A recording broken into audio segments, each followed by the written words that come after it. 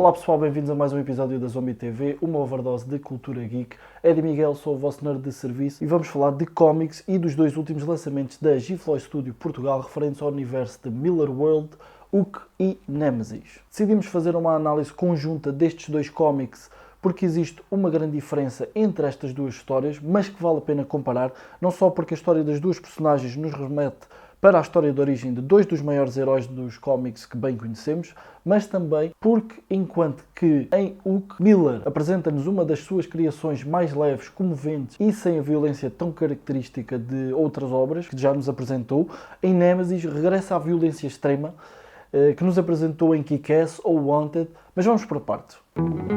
Em Hook, Miller, juntamente com Rafael Albuquerque e Dave McCaig, apresenta-nos um jovem adulto de 34 anos que trabalha numa bomba de gasolina de uma pacata vila da costa americana. Não se conhece grande coisa do seu passado, apenas que foi deixado à porta do orfanato pela sua mãe com um bilhete a dizer "Deem-lhe amor". Cedo percebem que Hook tem poderes, super força, é rápido e uma capacidade especial para encontrar pessoas ou coisas desaparecidas. Desde então, Hook ficou a ser o segredo mais bem guardado desta vila e nem o próprio tem interesse que se saiba os seus poderes. Quer apenas levar uma vida modesta e cumprir o objetivo de realizar uma boa ação por dia. Contudo, as coisas mudam com a chegada da jovem Diane Davis à vila, que revela as capacidades de Hook e com o mediatismo criado à sua volta surge uma figura relacionada com o passado de Hook e que irá convencê-lo a procurar a resposta à sua origem e o porquê das suas capacidades especiais. A partir daqui a história ganha um outro tipo de contornos, envolvendo organizações secretas, traições, twists, mas sem nunca cair na ultraviolência habitual de Miller. Acima de tudo, esta é uma história de compaixão, de melancolia, de amor pelo próximo e também ao mesmo tempo uma história de fé. Quando lerem o que será inevitável compará-lo com o Super-Homem. Aliás, quase que podia ser uma história de um universo alternativo em que Clark Kent nunca se tornou o Super-Homem e nunca chegou a sair de Smallville. É uma história muito simples, mas é ao mesmo tempo muito boa. A ilustração do Rafael Albuquerque é fantástica, a expressividade que consegue dar às personagens é genial, os planos que usa nas sequências de ação são muito bons, principalmente nas cenas sem diálogos. Aqui é brilhante o trabalho que ele faz, a cor é muito boa, cores vivas, com brilho, que faz sobressair mais o traço cartunesco do Rafael Albuquerque, é excelente a nível de ilustração, está muito, muito bom mesmo. Aspectos negativos. As personagens secundárias são um bocadinho fracas.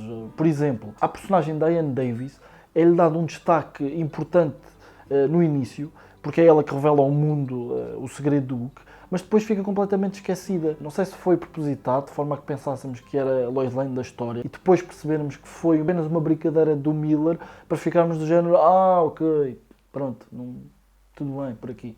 Outro aspecto negativo é quando o Hook decide procurar as respostas da sua origem, do seu passado. É constantemente desviado do seu objetivo, porque mantém aquela necessidade de ajudar as pessoas, mas isso não traz nada de novo à história. Ou seja, realça apenas o caráter altruísta da personagem, mas isso nós já vimos antes, não é nada de novo, e isso atrasa e de certa forma torna-se um pouco chato, porque a história acaba por não evoluir. Depois, no fim, fica a sensação que as revelações e o clímax é algo apressado, com pouca ação e com um final algo clichê e previsível para o vilão da história. E porquê é que eu praticamente não falei no vilão da história? Porque ele praticamente não tem grande destaque, ou seja, normalmente tem que haver um equilíbrio entre o herói e o vilão basicamente é um vilão algo clichê, que nós já vimos antes, e, na minha opinião, até de certa forma tem certas semelhanças com, por exemplo, o Doctor Strange do Batman. Ainda assim, no geral, é uma história muito boa e que vale realmente a pena ter na coleção. Em contrapartida, Nemesis, Miller já apresenta uma história muito mais complexa e com uma intriga mais bem trabalhada. Nesta história, Miller inverte os papéis e apresenta-nos um dos maiores vilões deste universo. Nemesis pertencia a uma família multimilionária e após a morte dos pais e a ter herdado toda a sua fortuna, tornou-se num criminoso altamente treinado, meticuloso, inteligente. Basicamente aqui imaginem um universo alternativo em que o Batman não se torna um herói, mas sim um vilão e veste branco, em vez de negro. É basicamente aquilo que vocês têm que imaginar. E o principal objetivo de Nemesis é demonstrar que ninguém o consegue deter ou impedir de praticar os seus atos criminosos. Ou seja, Nemesis escolhe um polícia, um capitão ou comandante que seja bastante conhecido e que possa ser um desafio para ele, estuda-o e após descobrir tudo sobre ele, envia um cartão com o nome, o dia, a data e a causa de morte.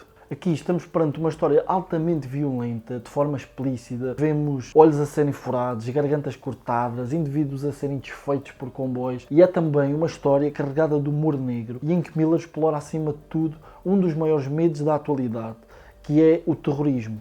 Nemesis, acima de tudo, é um terrorista cujos atos são muito parecidos ao que acontece na nossa atualidade, como, por exemplo, aviões a serem desviados e a serem abatidos, bombas em estádios de futebol. Explora essencialmente o medo do desconhecido e o facto de não se conseguir prever qual o próximo passo de um terrorista. A ação da história é excelente, juntamente com o texto só nos faz querer ler mais e saber qual o desfecho da mesma. Todas as personagens estão bem desenvolvidas, é dado tempo e espaço para conhecermos o passado e os segredos de cada uma delas. É uma história cheia de intrigas, traições, com acontecimentos escandalosos e sem qualquer pudor. As reviravoltas são constantes e no fim tem 2 twists que trazem tanto um aspecto positivo e negativo à história. Sinceramente não imaginei que pudesse acontecer qualquer um deles que nos é apresentado, mas enquanto que de certa forma tiram força à personagem de Nemesis, ao mesmo tempo é bom porque abre portas para que Miller possa explorar novamente este universo, porque realmente tem um final que eu tenho certeza absoluta que nenhum de vocês vai estar à espera. Por isso vale mesmo muito bem a pena. Nemesis, se tivesse que escolher entre uma ou outra, obviamente que seria Nemesis, porque acredito que Miller está mais confortável em criar este tipo de histórias do que, por exemplo, em histórias como Hook.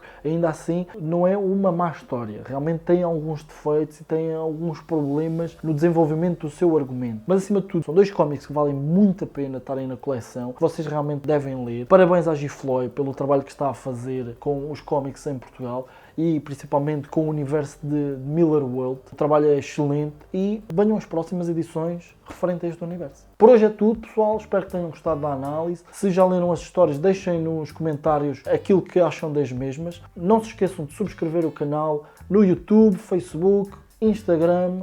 Bons jogos, bons filmes, boas leituras. Até à próxima!